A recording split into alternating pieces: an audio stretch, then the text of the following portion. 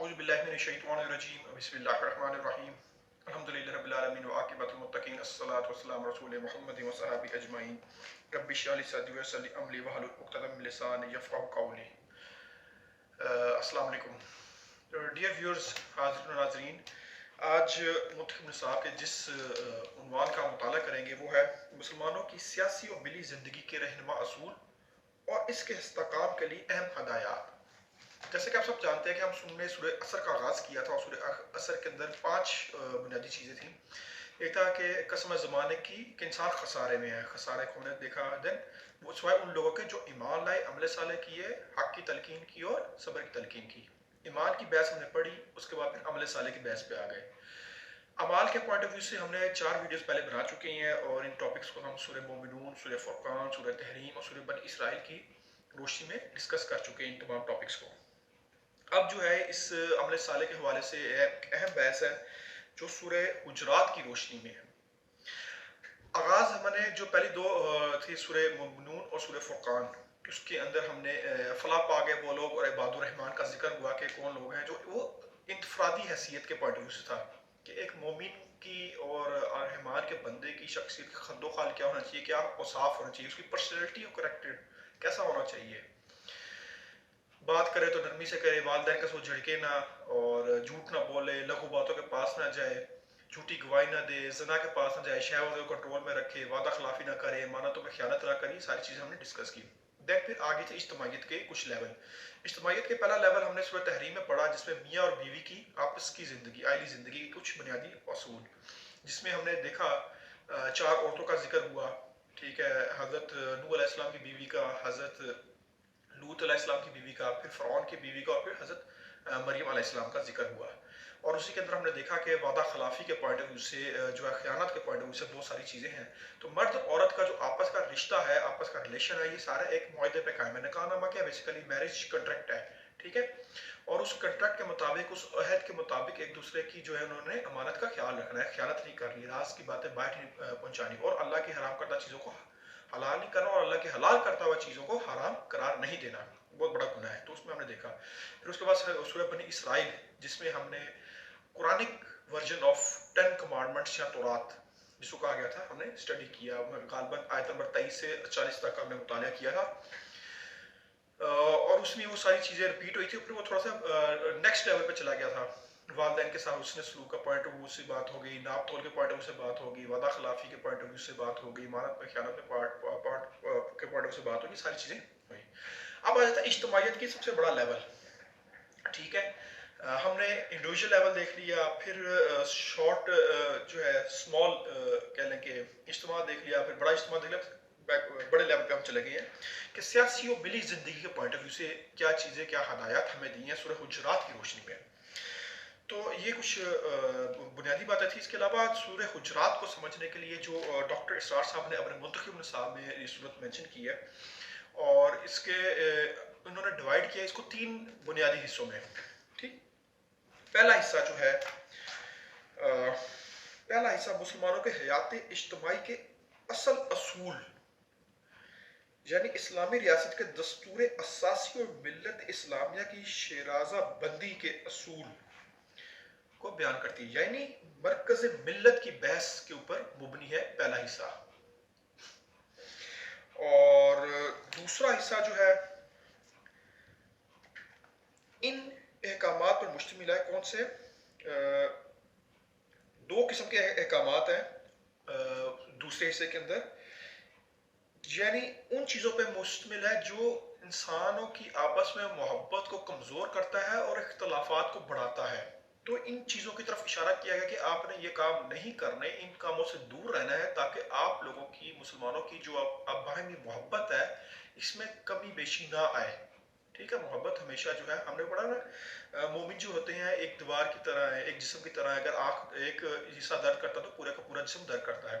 تو مسلمانوں کی، مومنین کی آپس کی محبت کو قائم رکھنے کے لیے، اختلافات کو کم کرنے کے لیے کچھ ہدایات ہیں۔ پہلا افواہوں کی روک تھام کے پوائنٹ آف ویو سے ہے، دین آپس میں اگر لڑائی جھگڑا ہو جائے صلح کے پوائنٹ آف ویو سے ہے، اور پھر فردر 6 چیزیں ہیں، 6 احکامات ہیں جس میں مذاق نہ اڑانا، غیبت نہ کرنا، عیب جوئی نہ کرنا، توہین آمیز نام نہ رکھنا، سوء ظن میں رہنا، تجسس کرنا और एक दूसरे पर तोहमत लगाना इनकी ममानत है। तीसरा हिस्सा इंतहाई अहम है और ये बताता है कि इंसान की इज्जत और जिल्लत और शराफत का मेयार क्या है, और साथ ही इसके अंदर बताया गया कि इस्लाम और दीन का फ़र्क, ठीक है, सॉरी, इस्लाम और ईमान का फ़र्क। वो आयत हम पढ़ेंगे कि जो लोग कहते हैं कि इस्लाम तुम हकीकत में ईमान लाए इस मुसलमान हुए हो, तो वो आयत भी इसके अंदर आएगी। तो इन दोनों का क्या फ़र्क। तो अब हम बढ़ते हैं अपने सबक की तरफ। तो आयत नंबर जो है, हम पहले हिस्से के अंदर पहली 5 आयात का तर्जमा देखेंगे, जो क्या था, मरकज़ मिल्लत की बहस। तो इसका आगाज़ जो तर्जमा है उसमें फरमाया गया ए ईमान वालों को मुखातब किया गया, नहीं वो लोग जो ईमान लाए, ठीक है। अमल साले से पहले ईमान का तस्करा पढ़ चुका, तो सबसे पहले ईमान की ही बात होगी। मत करो अपनी आवाज़ों को बुलंद नबी की आवाज़ पर, और मत गुफ्तगू करो उनसे बुलंद आवाज़ी के साथ जैसे कि तुम बाहम आपस में एक दूसरे के साथ गुफ्तगू कर लेते हो, मुबादा तुम्हारे अमाल रायगा हो जाए और तुम्हें इसका शौक तक न हो। अब देखो, हमारे लिए तो हज़रत मोहम्मद सल्लल्लाहु अलैहि वसल्लम का जो दर्जा है वो बहुत बुलंद है, उसको हम अल्फाज में शायद नाप भी नहीं सकते। और अल्लाह के सबसे महबूब तरीन नबी, पैगम्बर, आखिरी नबी, खातमुन नबिय्यीन, इनके बाद कोई नबी रसूल नहीं आएगा। कुरान पाक उन पर उतारा गया, इनकी शफाअत जो है उसकी वो कबूल की जाएगी। तो बहुत सारे इनके आप सल्लल्लाहु अलैहि वसल्लम का जो रुतबा है बुलंद है हमारी नज़र में। अब हुआ कि जब कुफार बहुत सारे मुशरिकीन ईमान लाए, तो डेफिनेटली उसमें आप सल्लल्लाहु अलैहि वसल्लम के कुछ जो थे, हम कह लें कि रिश्तेदार भी थे, कज़न, हम कह लें कुछ चचा भी थे, कोई मिलने मिलाने वाले भी थे। तो बाज़ औक़ात होता ये था कि उन रिश्तों की वजह से एक बेतकल्फ़ी आ जाती थी आप सल्लल्लाहु अलैहि वसल्लम के साथ। तो वो उस तरफ तवज्जो दिलाई जा रही कि बेतकल्फ़ी का थोड़ा सा लिहाज रखो, आवाज़ों को पस्त रखो, आवाज़ जो है अपनी धीमी रखो। और दूसरा इसका जो तर्जमा है वो ये है कि मत निकलो आगे अल्लाह और इसके रसूल से।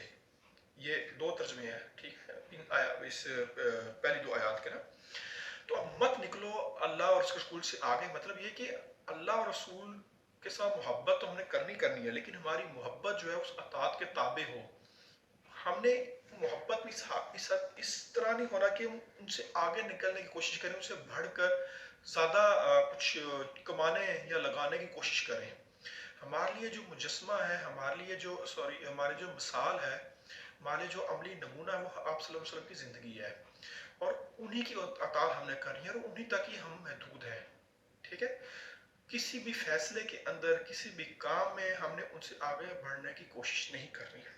ये 2 मुख्तलिफ तर्जमे हैं आयात के, लेकिन एंड पे जो रिजल्ट है वो सेम ही निकलता, सोच वही निकलती है, और जो हासिल है वो सेम ही है कि हम अल्लाह और उसके रसूल से आगे मत बढ़े, चाहे वो आवाज़ बुलंदी के पॉइंट ऑफ व्यू से हो या अमाल के पॉइंट ऑफ व्यू से, या किसी भी लेवल पे हो।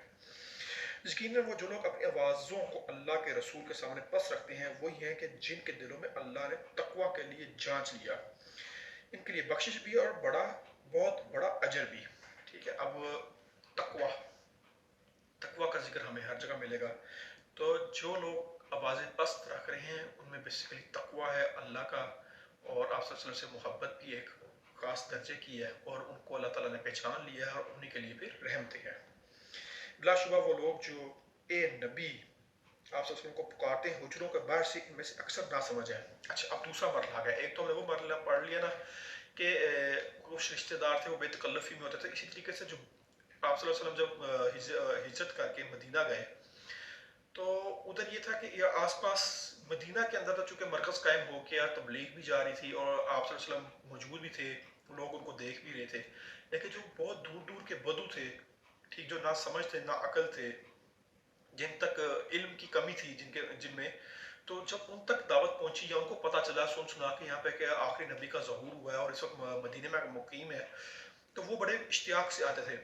अब उनको थोड़ा सा बात करने में बेतकल्लफ़ी होती थी, आवाज़ें उनकी बुलंद होती थी, और उनको कुछ ऐसे रख रखाव का ख्याल नहीं होता था। तो बाहर आके ना अक्सर हुजरे के बाहर आप के आगे ऊंची ऊंची आवाज़ें देते, ए मोहम्मद बाहर आओ, हमने आपसे बात करनी है ना। अल्लाह ताला फरमाए, ये मैंने सिर्फ एक ना बताया, मैंने वो नहीं किया कि पुकारा नहीं, अल्लाह ताला मुझे बख्शिश अता फरमाए सिर्फ। तो इस तरह वो ना बोलते थे, तो वो पॉइंट आउट की जा रही है कि जो लोग हुजरे के बाहर आके बोलते हैं, तो आप ना तंग होते थे, कभी आराम फरमा रहे होते थे, لیکن کبھی اپنی زوجہ کے پاس سے کبھی عبادت میں مشغول تو وہ آ کے سب کو باہر واضح لگاتے تھے، لیکن نبی کریم صلی اللہ علیہ وسلم کا جو ہے اخلاق، بہترین اخلاق ہے، بہترین نمونہ ہے ہمارے لیے، تو وہ زبان سے تو نہیں کہتے تھے کہ مجھے نہ اس طرح کرو، میں تنگ نہ ہو رہا ہوں، میں پریشان ہوتا ہوں بس، لیکن اللہ چونکہ ہر چیز سننے اور جاننے والا ہے، دلوں کے بہتر جانتا ہے، تو اللہ تعالیٰ نے پھر یہ وحی بھیجی کہ جو لوگ اس طرح کے باہر سے اونچی اونچی آوازیں لگاتے ہیں، آپ کو پکارتے ہیں، وہ نہ سمجھ ہے، ٹھیک ہے۔ اور اگر وہ صبر کرتے یہاں تک کہ آپ صلی اللہ علیہ وسلم خود ان کے پاس تشریف لاتے تو یہ ان کے لیے کہیں بہتر تھا، اور اللہ بخشنے والا مہربان ہے۔ اور پھر ان کو ہدایت دی گئی کہ اگر تم صبر کرو، تھوڑا انتظار کر لو، اور آپ صلی اللہ علیہ وسلم خود ان کے پاس ہیں تو کہیں زیادہ بہتر ہوگا۔ ڈیفینیٹلی اگر وہ عبادت میں آپ صلی اللہ علیہ وسلم مشغول ہیں، یا اپنی زوجہ کے پاس ہے، اپنی بیوی بچوں کے پاس، اہل و عیال کے پاس ہیں، تو آپ اس ٹائم ان کو آ کے تنگ کریں گے تو تھوڑی سی شاید توجہ بڑھ جائے، لیکن جب وہ اس چیز سے فارغ ہو کے آپ صلی اللہ علیہ وسلم آپ کے پاس آئیں گے تبلیغ کے لیے، آپ کی بات سننے کے لیے، تو وہ پوری طریقے سے آپ کی طرف متوجہ ہوں گے۔ تو یہ تھی کچھ بنیادی چیزیں جو فرمائی گئی پہلی 5 آیات کے اندر۔ تو ہم نے کیا پڑھا کہ اللہ اور اس کے رسول ہمارے لیے بینچ مارک ہے، آپ صلی اللہ علیہ وسلم کی زندگی ہمارے لیے بینچ مارک ہے، ہم نے ان کی اطاعت کرنی، ان سے آگے نہیں بڑھنے، نہ اعمال کے پوائنٹ آف ویو سے، اور دوسرا ہم نے اسپیکٹ پڑھا کہ آوازیں بھی اپنی ان سے پست رکھیں، ان سے اونچا نہ بولے، اور دوسرا ان بدوؤں کا ہم نے ذکر پڑھا جو آپ صلی اللہ علیہ وسلم کو باہر آ کے آوازیں دیتے تھے۔ اس کے بعد پھر آیت نمبر 6 اور 9 کا مطالعہ ہے۔ یا الذین آمنوا ان جاءکم فاسق، ہم نے جیسے کہ بتایا تھا کہ دوسرے مرحلے کے اندر ہم ان آیات کا ذکر کریں گے، ان آیات کو پڑھیں گے، اس ٹاپک کو پڑھیں گے، ٹھیک، جس سے آپس میں محبت بڑھائی جائے، یعنی وہ چیزیں آئیڈینٹیفائی کریں گے جس سے اختلافات کو کم کیا جائے، یا پھر وہ چیزیں جو محبت کی عداوت کا باعث بن سکتی ہیں ان سے روک تھام۔ تو فرمایا گیا اے ایمان والو، اگر تمہارے پاس کوئی فاسق کوئی اہم خبر لے کر آئے تو چھان بین کر لیا کرو۔ آج کل کے دور کا سب سے بڑا المیہ ہی یہ ہے کہ ہم کسی بھی خبر کی چھان بین نہیں کرتے، جو جیو پہ، اے آر وائی پہ، کیا کہتے ہیں 24 نیوز کے اوپر آ گیا، بول پہ آ گیا، ہم پہ آ گیا، اور کون سا ہے، سما ہے، ہاں سما پہ آ گیا، اور جو بھی جتنے بھی ٹی وی چینل ہیں ہم اسی کو ٹک ٹک آگے سے چھاپ دیتے ہیں بغیر تصدیق کیے، اور وہ ٹی وی چینل کے پاس بھی آتا ہے ذرائع سے پتہ چلا ہے، ذرائع سے پتہ چلا ہے، ذرائع سے پتہ چلا ہے، لکھ کے آگے چھاپ دیتے ہیں، اور بعد میں پھر خبروں کی بات کا تردید ہو رہی ہوتی ہے۔ بہت سارے چینل جو ہیں وہ بعض مافیا بھی مانگ رہے ہوتے ہیں، کسی پہ کیس ہو جاتا ہے تو کیسی گہما گہمی ہے، جلسوں جلوسوں کے اندر ایک دوسرے پہ انتہا کے حتی کمیز قسم کے گھٹیا قسم کے الزامات لگ رہے ہوتے ہیں۔ میں نے سنا ہے کہ فلاں اس طرح کر رہا ہے، میں نے سنا ہے کہ وہ اس کا غلام ہے، میں نے سنا ہے کہ اس نے ملک بھیج دیا ہے، میں نے سنا ہے کہ اس نے اتنی کرپشن کر دی۔ تو یہاں پہ کیا فرمایا جا رہا ہے کہ اگر تمہارے پاس کوئی فاسق خبر لے کر آئے تو اس کی تصدیق کر لیا کرو، چھان بین کر لیا کرو۔ جب ہم چھان بین نہیں کرتے، تصدیق نہیں کرتے، اس کو بغیر ہی آگے سے بھیج دیتے ہیں، فارورڈ کر دیتے ہیں، اور وہی بات کے اوپر سچ مان لیتے ہیں، تو اس سے کیا ہوتا ہے، آپس میں عداوت اور بغض بڑھتا ہے، نفرت بڑھتی ہے، محبت کم ہوتی ہے۔ تو یہاں پہ باقاعدہ حکم دیا جا رہا ہے کہ اگر تمہارے پاس کوئی خبر آئے تو اس کی چھان بین کر لیا کرو۔ مبادہ تم ندانی میں کسی قوم کے خلاف اقدام کر بیٹھو اور پھر تمہیں اپنے کیے پر پچھتانا پڑے، یعنی ایسا نہ ہو کہ تم غلط خبر کی وجہ سے کسی پہ آپس میں لڑ جھگڑ بیٹھو، یا کسی ایسی قوم کے اوپر یا کسی اور قبیلے پہ حملہ کر بیٹھو، آپس میں جنگ چھیڑ بیٹھو، اور بعد میں پتہ چلا کہ یار یہ تو غلط ہو گیا ہے، اس وقت اس نقصان کا ازالہ کون بھرے گا؟ تو اگر صرف ایک چھوٹی سی چیز خبر کی تصدیق کیے بغیر، حدیث مبارکہ کے جھوٹے کے لیے اتنا ہی کافی ہے کہ وہ سننے بات بغیر تصدیق کے آگے بھیج دے، حدیث مبارکہ کے الفاظ ہیں۔ تو آج کل جو واٹس ایپ پہ میسیجز آتے ہیں وہی بغیر سوچے سمجھے آگے بھیج دیتے ہیں، اسکرین شاٹس لے کے آگے بھیج دیتے ہیں، ٹویٹر پہ اتنا جھوٹ چل رہا ہے، فیس بک پہ اتنا جھوٹ چل رہا ہے، اور کسی چیز کی تصدیق نہیں کرتے۔ اگر ہم ایک کام یہی کر لینا کہ تصدیق کرنے لگ جائے ہر خبر کی، تو ہم بہت ساری چیزوں سے، بہت ساری عداوتوں سے، بہت ساری نفرتوں سے بچ جائیں گے، اور فضول کاموں سے دور ہو جائیں گے، لغو باتوں سے جو مومنین کے اوصاف میں سے۔ اس طرح پھر آیت نمبر 9 میں فرمایا گیا، 9 اور 10 کے اندر جو دوسرا پہلو ہے کہ صلح کے پوائنٹ آف ویو سے، اور اگر اہل ایمان میں سے دو گروہ آپس میں لڑ پڑے تو ان کے مابین صلح کرا دو۔ اگر دو اہل ایمان کے گروہ، ان دو مسلمانوں کے گروہ کے آپس میں لڑائی جھگڑا ہو جائے، کسی بات ان بن ہو جائے، تو ان کی کیا کرو، آپس میں صلح کرا دو، یعنی بیچ بچاؤ کا رستہ۔ یہ نہ ہو کہ ایک کو بڑھاوا دو کہ دوسرا کمزور ہے تو ٹھیک ہے اس پہ حملہ کر دے، کوئی نہیں ہم تیرے ساتھ نہ۔ مسلمان جو ہے وہ صلہ رحمی کا سے کام لیتا ہے، ہمارا کام ہے، ہم پہ فرض ہے کہ صلح کرو۔ جو قرآن پاک میں چونکہ چیز آ گیا، حکم آ گیا، تو ہم پہ فرض ہو گیا کہ ہم نے صلح کرانی ہے۔ اور اگر ان میں سے ایک گروہ دوسرے پر زیادتی کرنے پر مصر رہے تو اس سے لڑو یہاں تک کہ وہ اللہ کے حکم کے سامنے جھک جائے، یعنی اگر ایک گروہ زیادتی پہ اتر آئے پھر کیا کرنا ہے، اس زیادتی کرنے والے گروہ کے خلاف ڈٹ جاؤ. صرف یعنی اے party one party two, party one نے پارٹی ٹو پہ زیادتی کرنے سٹارٹ کر دی تو پارٹی ٹو تو ڈٹے گی، لیکن ہم مسلمانوں کے اوپر بھی، ارد گرد کے مسلمانوں کے اوپر بھی فرض ہے کہ وہ پارٹی ون کے خلاف ڈٹ جائے، یہاں تک کہ وہ جب تک جھک نہ جائے. جھک سے مراد اللہ کے حکم کو نہ مان لے، اللہ کے آگے نہ جھک جائے، ہمارے آگے نہیں، اللہ کے آگے جھک نہ جائے. ٹھیک ہے، پھر اگر وہ اللہ کے حکم تسلیم کر لے تو پھر صلح کروا دو، یعنی جیسے ہی وہ اللہ کے حکم کو مان لے، حق بات پہ آ جائے، حق بات کو ایکسیپٹ کر لے تو اس کی صلح کرا دو. اچھا کہاں تھے ہم؟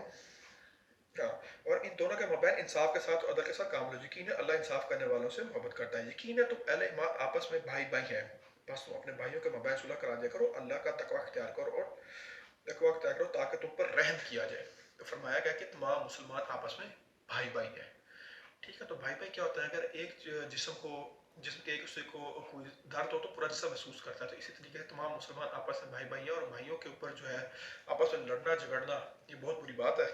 اور یہاں پہ احساس دلایا جا رہا ہے کہ تم سب جو ہے ایک جان ہو. ٹھیک، تو پہلے حصے میں ہم نے پڑھا مرکز ملت کے پوائنٹ آف ویو سے، دوسرا ہم نے پڑھا ان دو میں چیزوں کی طرف جو آپس میں محبت بڑھائیں گی اور عداوت کو کم کرے گی. اس کے علاوہ 6 ایسی معاشرتی برائیاں جن کا خاص ذکر ہوا ہے اگلی آیت نمبر 11 اور 12 کے اندر، جو بہت اہم اور ہمارے معاشرے میں بہت کامن ہے اور تیزی سے بڑھ رہی ہے. یہ کسی معاشرے کو اجاڑنے کے لیے کافی ہے، تباہ کرنے کے لیے، نیست و نابود کرنے کے لیے 6 برائیاں کافی ہیں. تو ان 6 برائیوں سے بچنے کا حکم دیا جا رہا ہے، اور خاص کر ان عورتوں کو بھی آپ پوائنٹ آؤٹ کیا گیا. اچھا، عورتوں کو پوائنٹ آؤٹ کرنے کا میں ہم پہلے بھی کہہ چکے ہیں، یہ مقصد نہیں ہے، مطلب نہیں ہے کہ صرف یہ برائیاں عورتوں میں ہیں، مردوں میں بھی ہیں، لیکن عورتوں میں چونکہ یہ کچھ برائیاں شاید زیادہ ہوں گی، اس میں سے ایک آدھی اس لیے اسپیسیفکلی کہہ دیا گیا، لیکن یہ برائیاں مردوں میں بھی ہے. فرمایا گیا اے ایمان والو، تم میں سے کوئی گروہ کسی دوسرے گروہ کا مذاق نہ اڑائے. اے ایمان والو، تم میں سے کوئی گروہ دوسرے گروہ کا مذاق نہ اڑائے. یہ آج کل کی سیاسی پارٹیاں جو کچھ کر رہی ہیں، جس طرح ایک دوسرے کے بےہودہ نام رکھ رہی ہیں، جلسوں میں نعرے بازی کی جاتی ہے، تمسخرانہ نعرے لگائے جاتے ہیں، انتہائی گھرونے گھٹیا قسم کے جو ہے وہ میمز بنا کے شیئر کیے جاتے ہیں، کریکٹر اسیسینیشن کی جاتی ہے. وہ شرم کرو، خوف خدا کھاؤ. اللہ تعالیٰ قرآن پاک میں کیا فرما رہے ہیں کہ کوئی ایمان والو، کوئی بھی ایک گروہ دوسرے گروہ کا مذاق نہ اڑائے. لیکن ہماری تو آج کل کی سیاست انہی بےہودہ الزامات اور بےہودہ مذاق پہ چلتی ہے، اور پھر بھی فخر محسوس کرتے ہیں کہ میں نے تیرے لیڈر کا مذاق اڑایا، میں نے تیری پارٹی کا مذاق اڑایا. ڈرو، اللہ کے واسطے ڈرو. ہو سکتا ہے کہ وہ گروہ ان سے بہتر ہو، یعنی جس کا تم مذاق اڑا رہے ہو تو ہو سکتا ہے وہ تم سے بہتر ہو. اور نہ ہی عورتیں دوسری عورتوں کا مذاق اڑائیں، ہو سکتا ہے وہ ان سے بہتر ہو. تو یہ اسپیسیفکلی ہے جہاں پہ عورتوں کا ذکر ہے، چونکہ عورتوں کی زندگی مردوں کے مقابلے تھوڑی سی محدود ہوتی ہے. زندگی سے مراد ہے کہ ان کا ایکسپوجر، مرد بازاروں میں پھرتی ہیں، مارکیٹ جاتی ہیں، جاب کرتی ہیں، آرگنائزیشنس میں ہیں، ڈفرینٹ ٹریولنگ ہوتی ہے، لیکن عورتیں جو ہیں وہ تھوڑی محدود ہوتی ہیں. ٹھیک ہے، گھروں میں ہوتی ہیں، تو پھر وہ ایک دوسرے کی جو چھوٹی چھوٹی چیزیں تھیں اس کے اوپر ہی رکھا ہوتا ہے. اس نے کون سے رنگ کا جوڑا پہنا ہوا تھا، کیسا جوڑا، کیس کلر کی مہندی لگائی ہوئی تھی، اس کا بال کیسے بنے ہوئے تھے، اس کا رنگ کیسا ہے، اس کا بولنے کا طریقہ کیسا ہے، کھانا مزے کا نہیں بنایا تھا. اس طرح کی چیزیں چلتی رہتی ہیں. جس طرح ایک گھر سے دوسرے گھر میں کوئی چیز جاتی ہے کھانے کے، تو وہ کھانا کھائے گا تو بالکل مزے کا بنا کر نہیں بھیجا تھا. اس طرح کے تو بعض کا نا چیزیں یا کمنٹس پاس ہو جاتے ہیں. تو اس وجہ سے عورتوں کو یہاں پہ ذکر کیا، تو عورتوں کی لائف یا ایکسپوجر محدود ہونے کی وجہ سے ان میں یہ چیز زیادہ نمایاں ہے، پائی جاتی ہے. لیکن اس کا قطعا مطلب یہ نہیں کہ صرف عورت تک محدود ہے، مردوں میں بھی یہ برائیاں موجود ہیں. اور نہ ہی تم اپنے آپ کو عیب لگاؤ اور نہ ہی ایک دوسرے کو. ٹھیک ہے، عیب سے مراد تہمت لگانا.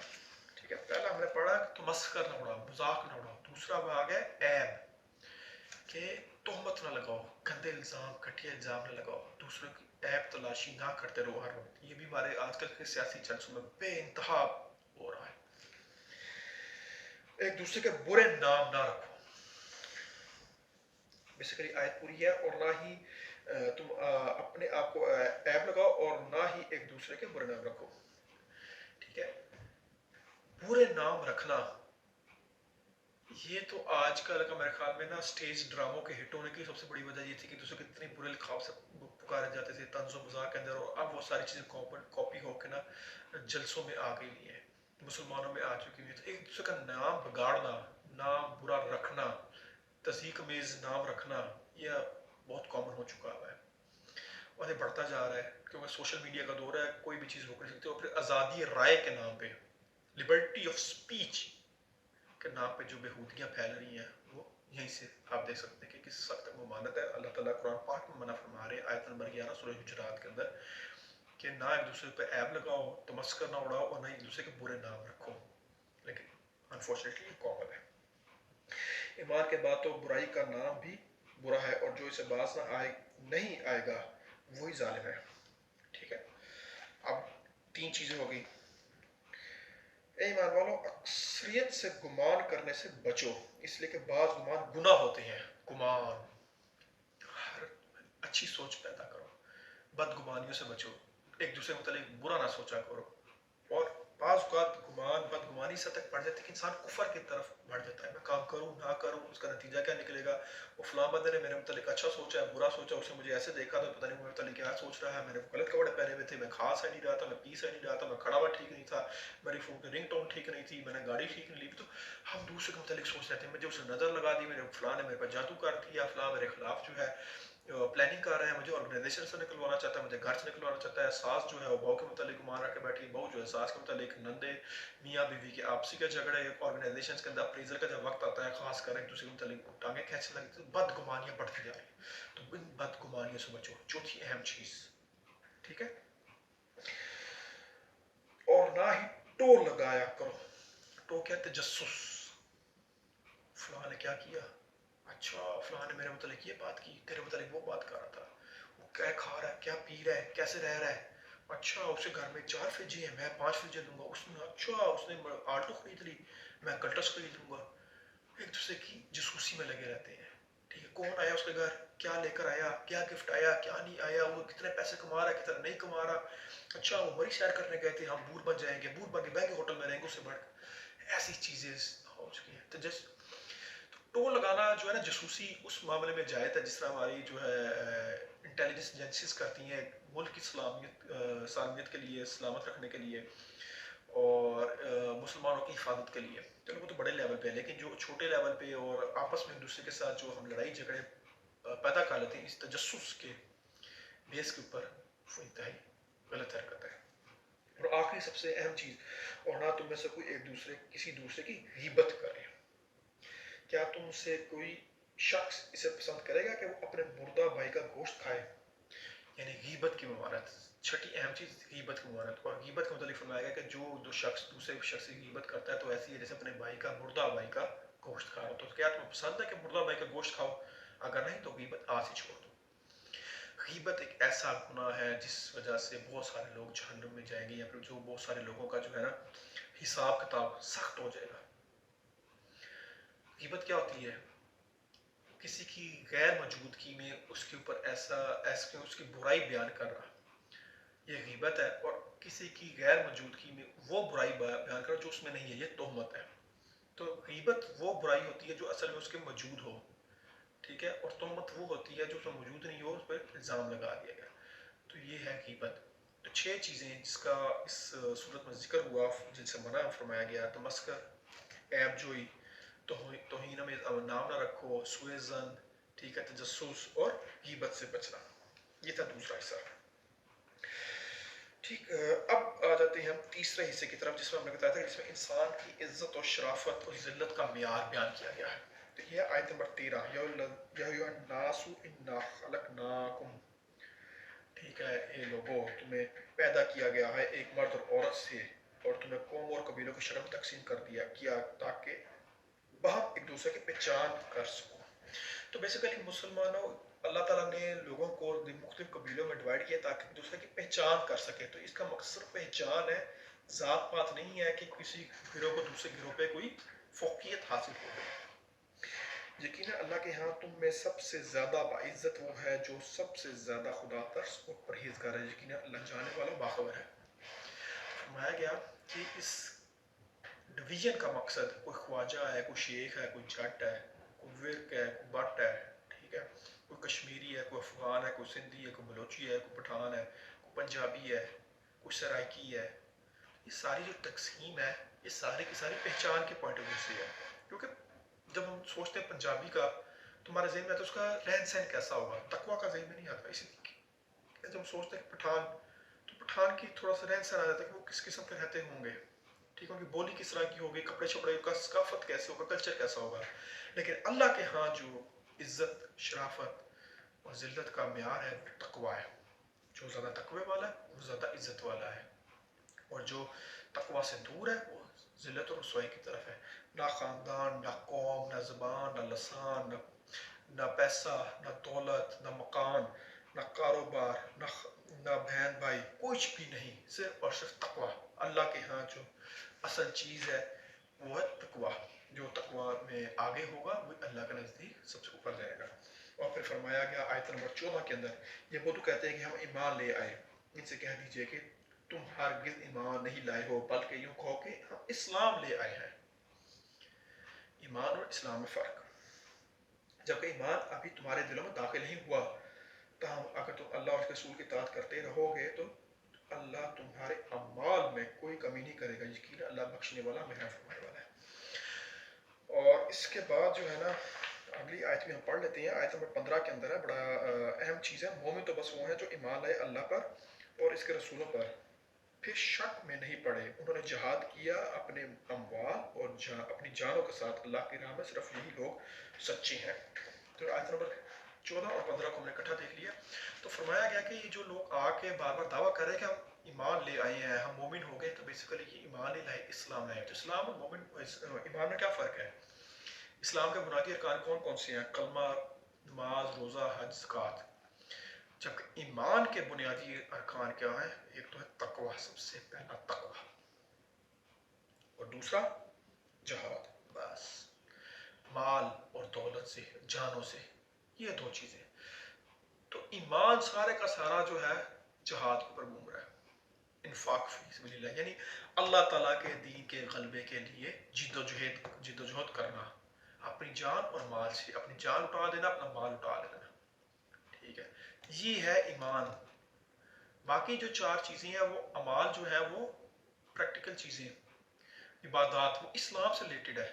ٹھیک ہے, ایک مسلمان جو ہے فاسق بھی ہو سکتا ہے, فاجر بھی ہو سکتا ہے, منافق بھی ہو سکتا ہے, لیکن مومن یہ سب کچھ نہیں ہو سکتا. سمجھے؟ فاسق وہ جو مسلمان جس نے گناہ کیا, گناہ کبیرہ کر لیا, اور جب تک وہ معافی نہیں مانگتا وہ فاسق کی کیٹیگری میں ہوتا ہے. فاجر وہ ہوتا ہے کہ وہ مسلمان جس نے گناہ کیا اور پھر دوسروں کو بتایا کہ, اور بڑے فخر سے بتایا کہ میں نے یہ گناہ کیا, وہ فاجر ہوتا ہے. منافق وہ ہوتا ہے جو پریٹینڈ کرے کہ میں بڑا ایمان والا ہوں لیکن حقیقت میں ایمان نہ لائے, یعنی جھوٹ, جب بات کرے تو جھوٹ بولے, جب امانت دی جائے تو امانت میں خیانت کرے. اور تیسری اس کی میں بھول گیا حدیث میں کیا تھا, جھوٹ بولنا, خیانت کرنا, اور اللہ تعالیٰ مجھے کیا ہو گیا, میں بڑی اہم حدیث بھول گیا ہوں. اچھا, تو یہ منافق. لیکن جو مومن ہے, اہل ایمان ہے, سچا ایمان رکھنے والا, ٹھیک ہے, وہ ان تینوں چیزوں سے بری ہوگا. تو ایمان کی پہلی چیز ہے تقویٰ, اور دوسرا وہ جہاد کرے گا. اسی طریقے سے فرما دیا گیا کہ تم لوگ ابھی اسلام میں داخل ہوئے, ابھی تم نے بڑے چیزوں سے گزرا, ابھی تمہارے پہ سختی آنی ہے, اور اصل ایمان کا تو تب پتہ چلے گا جب جہاد کا حکم آئے گا. کیسے بھاگو گے, کتنے لوگ بھاگے, غزوہ بدر میں دیکھا, غزوہ احد میں ہم نے دیکھا. ٹھیک, تو بہت سارے جو منافقین تھے وہ پیچھے ہٹ جاتے تھے. غزوہ احد کے اندر جو منافقوں, ایک بہت بڑا منافق تھا جو 300 لوگ آدمی لے کے اپنے سائڈ پہ ہٹ گیا تھا, اور پھر بعد میں اس نے کہا دیکھا جنگ ہار گئے, ہمیں پتا تھا کہ یہی ہوگا, کہتے رہنے دیں ان کو. تو مومن تو بس وہ ہیں, بیسیکلی مومن تو وہ ہیں جو ایمان لائے ہیں اللہ اور اس کے رسول پر, پھر اس میں شک میں نہیں پڑے, یعنی شک میں نہیں پڑے, اب ان کو یقین ہے اور سچے دل سے کہ اللہ کی مدد آئے گی, اور ہمارے لیے جو رستہ ہے وہ حضرت محمد صلی اللہ علیہ وسلم کا رستہ ہے, اس کے علاوہ کوئی رستہ نہیں ہے, ہم انہیں کی پیروی کرنی, ان سے آگے بھی نہیں بڑھنا, بس انہوں نے جو کہہ دیا وہ حرف آخر ہے ہمارے لیے. اور پھر جہاد کرتے ہیں اپنی جانوں کے ساتھ اور اپنے اموال کے ساتھ, یعنی اپنے مال اللہ کے نام میں خرچ کرتے ہیں, اللہ کے دین کے غلبے کے لیے, اور اپنی جانوں کا نذرانہ پیش کرتے ہیں. تم میں سے کوئی شخص تب تک مومن نہیں ہو سکتا جب تک اللہ کے لیے راستے میں وہ چیز قربان نہ کرے جو سب سے زیادہ محبوب ہے. ٹھیک ہے, ہم پڑھ چکے ہیں. اور آخر میں آیت نمبر 16 سے 18 کے اندر فرمایا گیا, کہیے کیا تم اللہ پر جتلانا چاہتے ہو اپنا دین، حالانکہ اللہ تو جانتا ہے جو کچھ ہے آسمانوں میں اور جو کچھ ہے زمین میں، اور اللہ تو ہر شے کا علم رکھتا ہے۔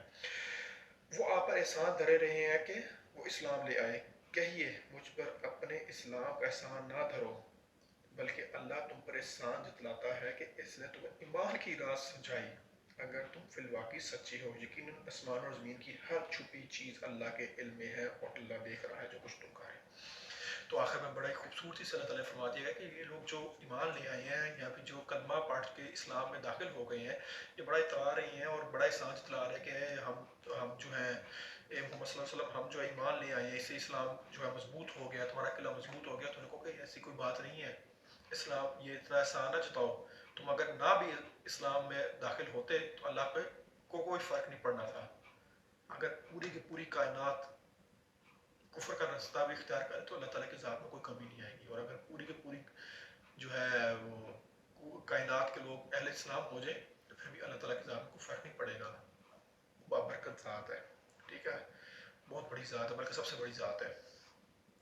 بلکہ اللہ یہاں جتلایا جا رہا ہے کہ یہ اللہ کا فضل ہے کہ تم اہل اسلام ہو گئے، اہل ایمان ہو گئے، تم نے کلمہ پڑھ لیا، اللہ تعالیٰ کا خاص کرم ہے۔ واقعی اللہ کا کرم ہے کہ اللہ تعالیٰ نے ہمیں یہ توفیق دی، یہ استطاعت دی، یہ موقع دیا کہ ہم قرآن کا مطالعہ کر رہے ہیں، ہم لا الہ الا اللہ محمد رسول اللہ پڑھ رہے ہیں، اشہد ان لا الہ الا اللہ واشہد ان محمد عبدہ رسولہ کہہ رہے ہیں، ہم سورہ فاتحہ پڑھ رہے ہیں، سورہ عصر پڑھ رہے ہیں، قرآن پاک کا مطالعہ کر رہے ہیں، مسلمان گھرانے میں پیدا ہوئے ہیں۔ یہ اللہ کا کرم ہے، اس میں ہماری کوئی چیز نہیں ہے، اللہ کے فضل کے بغیر کوئی چیز نہیں ہو سکتی۔ یہ تھا سورہ حجرات کی روشنی میں مسلمانوں کی سیاسی اور ملی زندگی کے کچھ اہم اصول۔ تو یہ آج کے ہمارا مطالعہ ختم ہوا، اور الحمد للہ رب العالمین۔ انشاءاللہ نیکسٹ ویڈیو کے ساتھ نیکسٹ ٹاپک کے ساتھ دوبارہ حاضر ہوں گے، تب تک کے لیے اللہ حافظ، بائے بائے۔